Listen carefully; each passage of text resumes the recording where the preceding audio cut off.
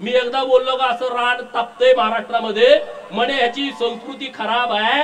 अरे जो बिरोबाचा भक्त आहे त्याची संस्कृती खराब असू शकत नाही। जो अहिल्या देवीचा वारस आहे तो महाराष्ट्रातला कुठला पोरगा खराब असू शकत नाही। तुमच्या नांग्या ठेचतोय म्हणून मी खराब आहे। ओबीसीच्या चळवळीला पाठबळ देईल, मराठा समाजाच्या विरोधामध्ये आमची भूमिका नाही, ही काळ्या दगडावरची पांढरी रेघ आहे। उद्या 1 तारीख आहे, चंद्रकांत दादांनी धमाका केलाय, तुमच्या लक्षात आला असेल। देवाभाऊंच्या नेतृत्वात चंद्रकांत दादांनी धमाका केलाय दादासाठी जरा। अरे अक्षरशः हगाटलंय ते, हगाटलंय। फोनावर फोन सुरू आहेत, करू नका करू नका करू नका। चंद्रकांत दादांनी कुणी सांगितलं की बाबा नो तिकडे मराठवाड्यात पाऊस पडलाय तुम्ही छोटी करा, म्हणजे छोटी उद्या सगळे ताकदीनं सांगलीमध्ये या, एकदा हे बाजा वाजवून टाकू म्हणून मी जास्त इथं बोललो नाही। हा उद्या सांगलीला कोण कोण येणार आहे? अरे एवढे आल्यावर तिथं जागा पण पुरायची नाही, कारण गोपीचंदला बदनाम केलं तर बहुजनांची चळवळ बदनाम होईल। बऱ्याच लोकांना त्यांनी हाताशी धरलाय, पण माझ्या विरोधात बोलायचं धाडस होईना, बोललं का पोरं चुपून काढतात म्हणून बोलू नये। माझ्या विरोधात खूप बोलायचं आहे, खूप गड्यांना माझ्या तोंडावर गोड गोड बोलते, साहेब साहेब मला माहित आहे, अरे मी बिरोबाचा भक्त आहे, मला येणाऱ्यांची मानसिकता कळते, मानसशास्त्र माझं खूप चांगलं आहे। माझ्या जवळच्या पोरांना माहित आहे, रोज माझ्याकडे एवढी लोक येतात शेकडो, पुढचा माणूस काय काम घेऊन आला असेल मी आधी माझ्या पियाला सांगतो ह्याचं हे काम असू शकतं, आणि त्यामुळं त्यांना गोपीचंदला डॅमेज करायचं आहे, गोपीचंदला बदनाम करायचं आहे। गोपीचंद हा वैयक्तिक विषय नाही आहे, कारण त्यांना माहित आहे की हा सगळ्या लोकांना जागा करतो। काल आष्ट्यामध्ये एक प्रकार घडला, बिरोबाची यात्रा आहे आणि तिथं ह्याचं बॅनर लावलं होतं। आष्ट्यातला समाज गोळा झाला आणि त्यांनी सांगितलं हे बॅनर काढताय का आम्ही काढू। कालची घटना मी सांगतोय, मला हेच पाहिजे हो, मला दुसरं काय नाही। तुम्ही स्वाभिमानी राहावा, कुणाच्या मागे पुढे फिरू नका, आणि सन्मानाने फिरला तर तुम्हाला विचारलं पाहिजे सन्मानानं। आमदाराच्या घरी गेला तुमच्याकडे बघत पण नाहीत, बोलत पण नाहीत, चहा पी पण म्हणत नाही, आम्ही आमदार जो कशाला, तो तुमच्या मागे लागला पाहिजे। माझं जरा ऐका, ते हुडकत येईल तुम्हाला, कुठं आहे काय आहे काय करताय, मी मेंढराकडे मी तिथं येतो, मी मळ्यात आहे मी तिथं येतो, आम्ही रानात आहे मी तिथं येतो, मी कुंभार आहे तिथं मी गाडगं करतो, आम्ही तिथं येतो ना।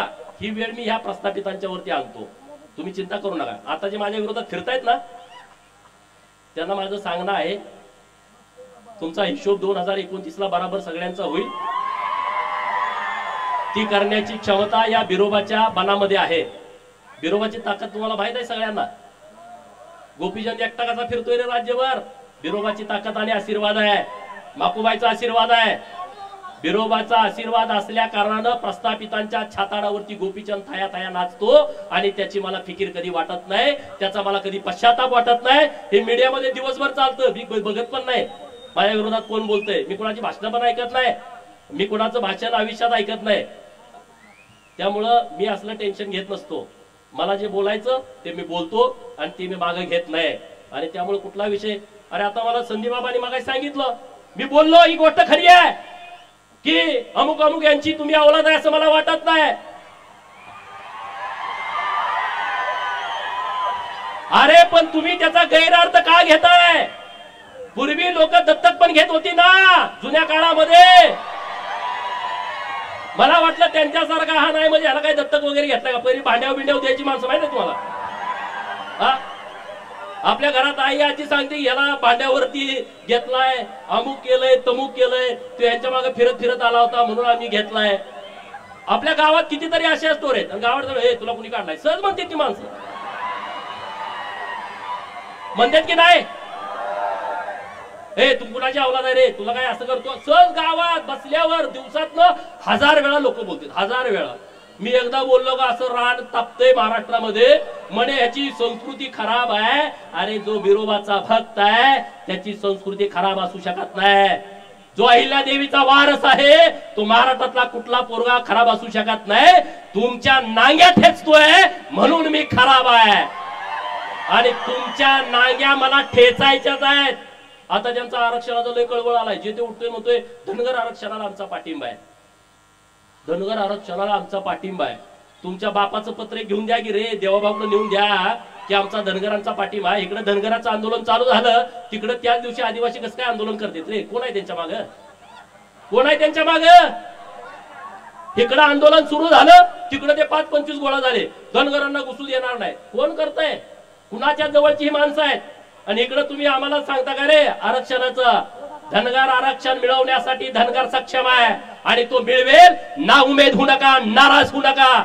अनेक अडचणी त्यामध्ये, ज्या गोष्टी उघड बोलता येत नाहीत, परंतु जे संविधानानं आहे ते मिळवल्याशिवाय या महाराष्ट्रातला धनगर शांत बसणार नाही. आणि ते करत असताना ओबीसीच्या चळवळीला पाठबळ देईल. मराठा समाजाच्या विरोधामध्ये आमची भूमिका नाही, ही काळ्या दगडावरची पांढरी रेघ आहे. परंतु कायदा मोडून चुकीच्या पद्धतीनं जर कोणी करत असेल तर त्या गोष्टीला आमचा विरोध आहे, हे आमचं सगळं जग जाहीर आहे. त्यामुळं कुणी असा विरोध करण्याच्या भानगडीमध्ये आम्ही नाही आणि त्यामुळे त्याचा कुणी विचार करू नये. परंतु मी जी सरकारकडे अत्यंत जबाबदारीने मागणी केलेली आहे, हा जर तुम्ही प्रवर्ग वेगळा केला तर मराठा समाजाच्या मुलांना शिक्षण आणि नोकरीचं आरक्षण मिळेल आणि आमच्या ओबीसीचं गावगाड्यातलं, स्थानिक स्वराज्य संस्थेचं, ग्रामपंचायत, पंचायत समिती, जिल्हा परिषद, नगरपंचायत, नगरपालिका, नगर परिषदा आणि महानगरपालिकेतलं आरक्षण आणि किंवा सहकारी संस्थांमधलं आरक्षण आमचं धोक्यात येणार नाही. आम्ही पूर्ण ताकदीनं असं केल्याच्या नंतर सरकार बरोबर राहू. ओबीसीच्या बाबत अनेक सरकारने निर्णय घेतलेत, याची आम्हाला जाणीव आहे.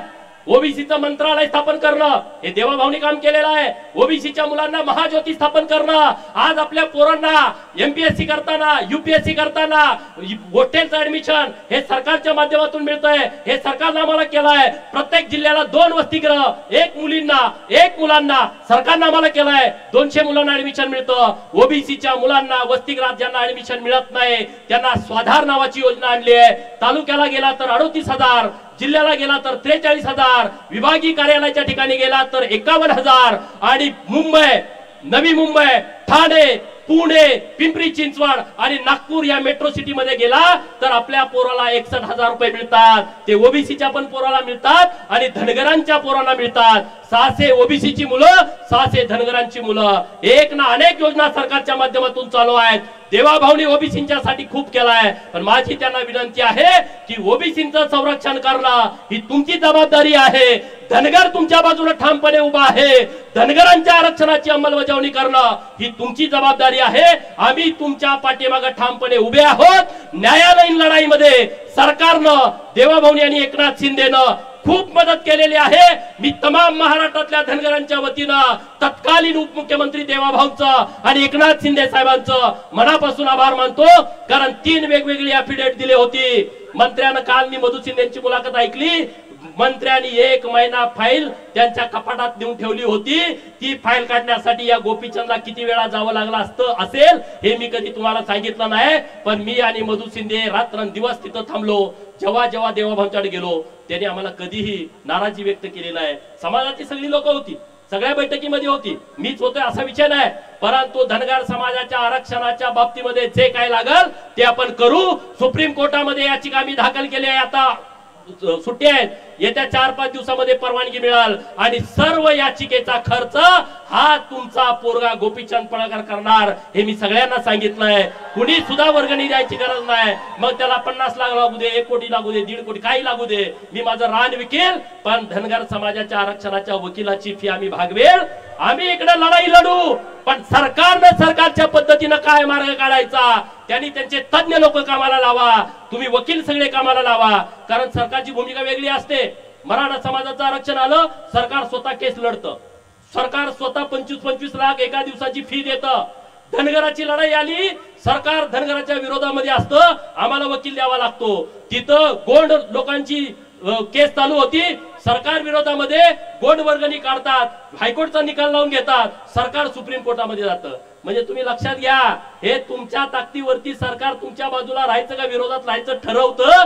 त्यामुळे तुम्ही सगळे एक व्हा आणि सरकारचा आपल्याला जसं न्यायालयीन लढाईत पाठिंबा होता तशा पद्धतीचा जर पाठिंबा मिळवायचा असेल तर आपल्या सर्वांना सर्व शक्तीनिशी एक व्हायचं आहे.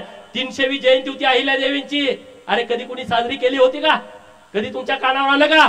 सरकारचं पत्र बघा, तहसीलदारांचं आता पत्र बघा, पीआयचं पत्र बघा, डीवायएसपीचं पत्र बघा, प्रांताचं पत्र बघा, कलेक्टरांचं पत्र बघा, एसपीचं पत्र बघा, सचिवांचं पत्र बघा आणि महाराष्ट्रातल्या सगळ्या खात्याचं पत्र बघा, मंत्र्यांचं. त्यावरती अहिल्या देवीचा 300वी जयंतीचा लोगो असणारा फोटो आहे मित्रांनो. पहिल्यांदा घडतंय असं, पहिल्यांदा. सगळ्यांना आदेश आहेत, ज्या कुणी अधिकाऱ्यांचे त्याला लाव, तिथं फोटो लाव. पुण्यश्लोक 300 फोटो तिथं लावलाय. हे अहिल्या देवींच्या जयंती, अहिल्या देवीच्या स्मारकाला 686 कोटी रुपये मंजूर केलेत. 686 कोटी रुपये. आणि जतला नवीन एक अहिल्या देवींचं स्मारक देवाभाऊ देत आहेत, त्याची किंमत आहे 100 कोटी रुपये. तिथं अहिल्या देवींचा सर्व होळकरशाहीचा सर्व इतिहास आम्ही जतच्या नगरीमध्ये निर्माण करण्याचा प्रयत्न करतोय.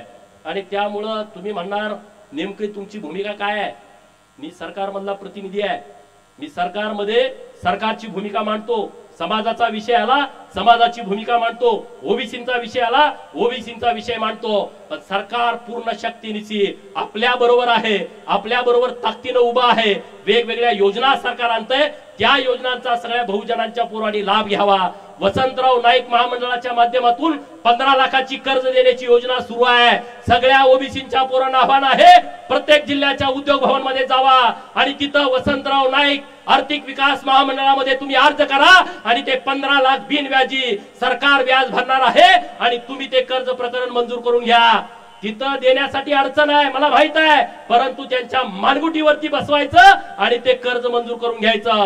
रामोशी समाजासाठी परवा योजना आणली आहे, 5 लाखापर्यंत कर्ज बिनव्याजी, बिन तारण, बिन जामीन सरकारनं आणलंय. या सगळ्या योजनांचा लाभ आपण सगळ्या लोकांनी घ्यावा, एवढं मी तुम्हाला सांगतो. आणि जाता जाता एक वाक्य बोलतो, छलांग तो हम वक्त आने पर लगाएंगे, छलांग तो हम वक्त आने पर लगाएंगे, सारे मोहल्ले तुम खरीद दो, सारे मोहल्ले तुम खरीद दो, हुकूमत हम चलाएंगे, हुकूमत हम चलाएंगे.